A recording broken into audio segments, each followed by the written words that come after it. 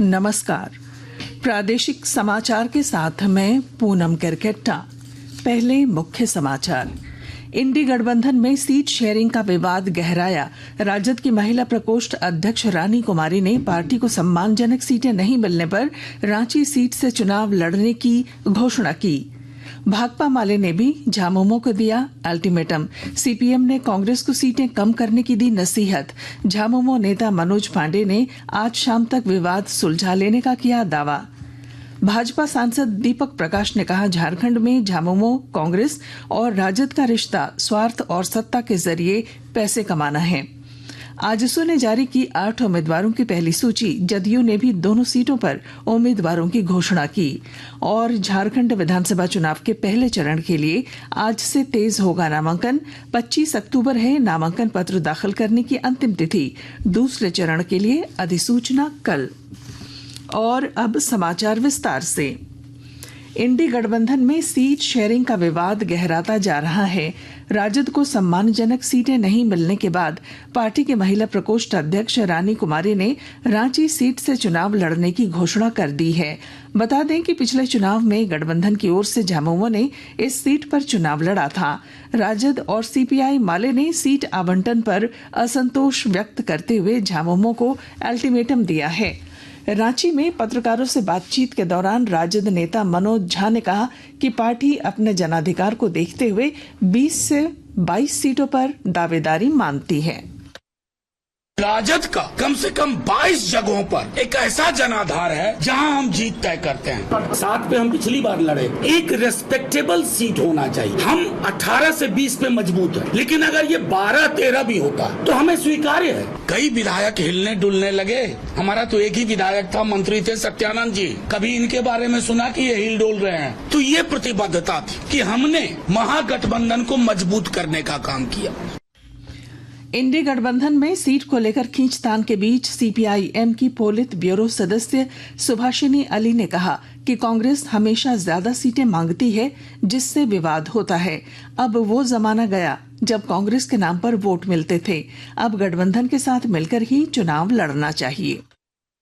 कुछ पार्टियां हैं जिनकी आदत है अपनी ताकत से ज्यादा मांगने की, और इनमें शायद कांग्रेस पार्टी प्रमुख है। तो हर जगह आप देखेंगे कि उन्हीं के साथ ज्यादातर दिक्कतें आती हैं। तो उनको भी समझना चाहिए कि अब वो जमाने गए जब कांग्रेस के नाम पर ही वोट मिलता था। अब वो बिल्कुल दूसरा जमाना है, गठबंधन को ही वोट मिलता है। इसलिए गठबंधन को गठबंधन रहना चाहिए और एक साथ इन लोगों को चुनाव मिलकर लड़ना चाहिए, चाहे महाराष्ट्र हो चाहे झारखंड हो। इधर राजद की नाराजगी सामने आने के बाद कांग्रेस केंद्रीय चुनाव समिति की नई दिल्ली में होने वाली बैठक टल गई और अब यह बैठक आज होने वाली है। इंडी गठबंधन में सीट बंटवारे के विवाद पर झामुमो नेता मनोज पांडे ने कहा है कि अभी उनके घटक दलों के बीच मनमुटाव दिख रहा है, लेकिन आज शाम तक इसे सुलझा लिया जाएगा। असंतुष्टि अभी आपको दिख रही है, लेकिन आज शाम होते होते मुझे पूरा विश्वास है आप सभी लोगों को भी दिखेगा, हम लोगों को भी दिखेगा, संतुष्टि दिखेगा। देखिए, कॉम्प्रोमाइज तभी होता है जब अपने हितों को थोड़ा हम नजरअंदाज करें और एक बड़े उद्देश्य की प्राप्ति के हेतु जब हम लोग एकजुट हुए हैं तो सभी लोगों में त्याग की भावना होनी चाहिए। तो जहां त्याग होगा तो कॉम्प्रोमाइज में कोई परेशानी नहीं होगी। हमारे नेतागण तेजस्वी यादव और भी लोग जो है सभी मिल बैठकर इस मुद्दे को सुलझा लेंगे। बीजेपी सांसद दीपक प्रकाश ने कहा कि झारखंड में कांग्रेस राजद झामुमो का रिश्ता स्वार्थ और सत्ता के जरिए पैसा कमाने का है। झारखंड में जो सरकार में शामिल गठबंधन है, कांग्रेस, आरजेडी और झारखंड मुक्ति मोर्चा, तीनों का संबंध स्वार्थों का संबंध है और सत्ता के माध्यम से पैसे धन कमाने का। उनके किसी योजना में जनता को केंद्र बिंदु बना करके काम नहीं करना, ये उनका संकल्प है। संकल्प सिर्फ पैसा ही कमाना है। इसलिए जब सीटों के बंटवारे का सवाल आता है तो आरजेडी नाराज दिखता है। वही आरजेडी है जो झारखंड के गठन का सबसे ज्यादा विरोध किया और कांग्रेस तो आंदोलन को खरीदने वाली पार्टी थी और झारखंड मुक्ति मोर्चा झारखंड आंदोलन को बेचने वाली पार्टी। भाजपा के प्रदेश प्रवक्ता प्रतुल शाहदेव ने कहा है कि बिना किसी नीति या सिद्धांत के गठबंधन में ऐसा ही होता है। श्री शाहदेव ने कहा कि एनडीए ने ज्यादातर सीटों पर उम्मीदवारों की घोषणा कर दी है। उन्होंने कहा कि एनडीए और इंडी गठबंधन में यही फर्क है। देखिए, बिना नीति सिद्धांत का अगर कोई अलायंस बनता है सिर्फ सत्ता पर काबिज होने के लिए, तो ऐसी स्थितियां बार बार होती है। यहाँ इस बात पर चर्चा नहीं हो रही है कि जनता के लिए हम क्या करेंगे, यहाँ चर्चा हो रही है कि कौन कितने ज्यादा सीटों पर कब्जा करेगा, और उसको लेकर इनका गतिरोध अभी भी जारी है। एनडीए और इंडी का आप फर्क देख सकते हैं। हम लोगों ने न सिर्फ अलायंस स्टिच कर लिया, बल्कि अब तक 77 सीटों पर उम्मीदवारों की घोषणा कर दी। 4 सीटों पर भी आज या कल में उम्मीदवारों की घोषणा हो जाएगी, और उनके यहाँ तो अभी तक अलायंस का खाका तैयार नहीं हुआ। और तो राजद ने कहा कि हमारे पार्टी के विधायक इनके तरह बिकने के लिए कलकत्ता नहीं जाते हैं। आकाशवाणी के ताजा तरीन समाचारों के लिए आप हमारी वेबसाइट news.air.gov.in पर लॉग ऑन कर सकते हैं।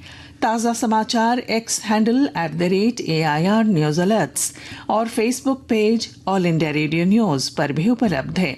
आप प्रादेशिक समाचार एकांश के एक्स हैंडल @AIR न्यूज _ और फेसबुक, इंस्टाग्राम पेज तथा YouTube channel AIR news Ranchi पर भी हमारे बुलेटिन सुन सकते हैं। प्रादेशिक समाचार आप आकाशवाणी रांची से सुन रहे हैं।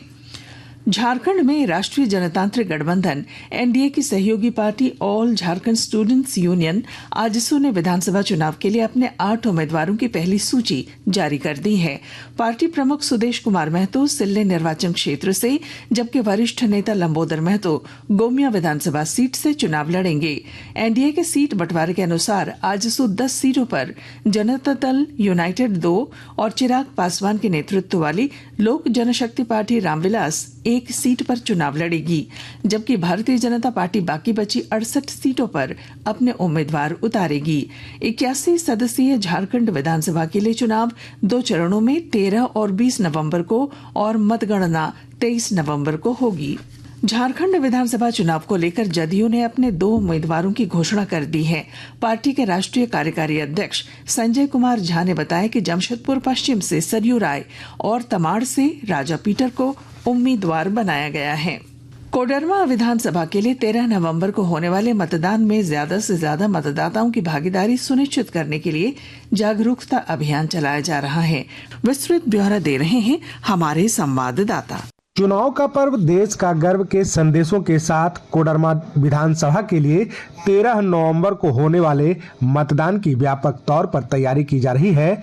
13 नवंबर को मतदान के लिए ज्यादा से ज्यादा संख्या में मतदाता कतारबद्ध हो सके, इसके लिए भी विविध कार्यक्रम आयोजित किए जा रहे हैं। स्वीप कोषांग के तहत जिले के सरकारी और गैर सरकारी स्कूलों में कई प्रतियोगिताएं आयोजित की जा रही है और स्कूली बच्चों के जरिए मतदाताओं को मतदान केंद्रों तक लाने के लिए प्रेरित भी किया जा रहा है। शनिवार को कोडरमा जिला मुख्यालय में वॉल पेंटिंग प्रतियोगिता आयोजित किया गया। गजेंद्र बिहारी सिन्हा, आकाशवाणी समाचार, कोडरमा। 13 नवंबर को झारखंड विधानसभा चुनाव के पहले चरण के लिए 43 सीटों पर नामांकन प्रक्रिया जारी है। पहले चरण के लिए नामांकन की अंतिम तिथि 25 अक्टूबर है। वहीं दूसरे चरण की 38 सीटों के लिए कल अधिसूचना जारी की जाएगी। इसी के साथ इन सीटों पर भी नामांकन शुरू हो जाएगा। राजधानी रांची के रिम्स के डॉक्टर आकाश भेंगरा की हॉस्टल की 3री मंजिल से गिरकर मौत हो गई, जबकि डॉक्टर के साथ एक युवती भी छत से गिरी है, जिसका इलाज चल रहा है। डॉक्टर आकाश पीजी सेकेंड ईयर के छात्र थे। रांची के कांके रोड स्थित पुलिस लाइन में आज पुलिस संस्मरण दिवस पर वीर शहीदों को श्रद्धांजलि दी गई। इस मौके पर रांची के एसएसपी चंदन सिन्हा ने शहीदों को सलामी दी। इधर कोडरमा पुलिस लाइन में भी शहीद पुलिसकर्मियों को श्रद्धांजलि अर्पित की गई। और अब बुलेटिन के आखिर में मुख्य समाचार एक बार फिर। इंडी गठबंधन में सीट शेयरिंग का विवाद गहराया। राजद की महिला प्रकोष्ठ अध्यक्ष रानी कुमारी ने पार्टी को सम्मानजनक सीटें नहीं मिलने पर रांची सीट से चुनाव लड़ने की घोषणा की। भाकपा माले ने भी झामुमो को दिया अल्टीमेटम। सीपीएम ने कांग्रेस को सीटें कम करने की दी नसीहत। झामुमो नेता मनोज पांडे ने आज शाम तक विवाद सुलझा लेने का किया दावा। भाजपा सांसद दीपक प्रकाश ने कहा, झारखंड में झामुमो, कांग्रेस और राजद का रिश्ता स्वार्थ और सत्ता के जरिए पैसे कमाना है। आजसू ने जारी की 8 उम्मीदवारों की पहली सूची। जदयू ने भी दोनों सीटों पर उम्मीदवारों की घोषणा की। और झारखंड विधानसभा चुनाव के पहले चरण के लिए आज से तेज होगा नामांकन। 25 अक्टूबर है नामांकन पत्र दाखिल करने की अंतिम तिथि। दूसरे चरण के लिए अधिसूचना कल। और इसके साथ ही आकाशवाणी रांची से प्रादेशिक समाचार का ये बुलेटिन समाप्त हुआ। नमस्कार।